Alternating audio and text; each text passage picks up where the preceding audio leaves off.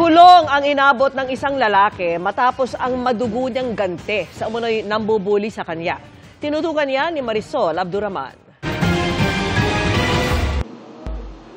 Sa kulungan humantong ang galit ng 30 taong gulang na construction worker na ito matapos umano siyang manaksak.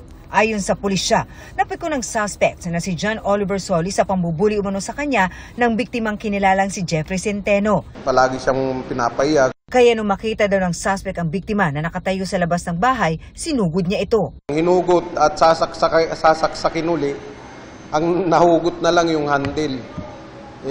Naiwan yung panaksak sa balikat. Isinugod sa ospital ang biktima na nagpapagaling na ngayon.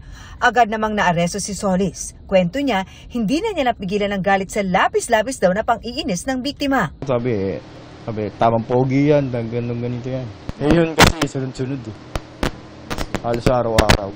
Ginagawa raw ito ng biktima sa kanya kapag nagkakasama-sama sila ng kanilang mga kalugar. Para sa akin po, binubuli niya ako na tawa nga lang ako sa kanila eh. Nakikitawa ka lang, pero deep inside is Siyempre po. Lumalabas sa investigasyon ng Navotas Police na dati na palang may alitan ang dalawa. Ayon sa psychologist na si Dr. Ana Cristina Tuazon, matatawag na bullying kung merong tinatawag na imbalance of power sa pagitan ng dalawang tao. Ibig sabihin, mas lamang ang isa sa binubuli. Yung type na pag kahit sabihin mo tumigil ka na, hindi sila titigil. At may kakayahan silang hindi tumigil. Kung hindi siya natutuwa dahil sa joke, di ba?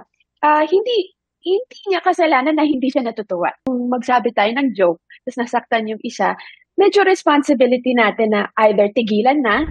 Sa kabuuan, hindi raw dapat nakakasakit ng damdamin ang mga biro o mga binibitawang salita. Dapat din daw na magsalita ang nasasaktan at huwag daanin sa dahas. Pero ang krimen ay krimen, kaya sinampahan pa rin ng reklamong frustrated murder ang suspect.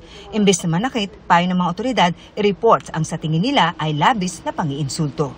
Marisol Abduraman, Nakatuto, 24 Oras.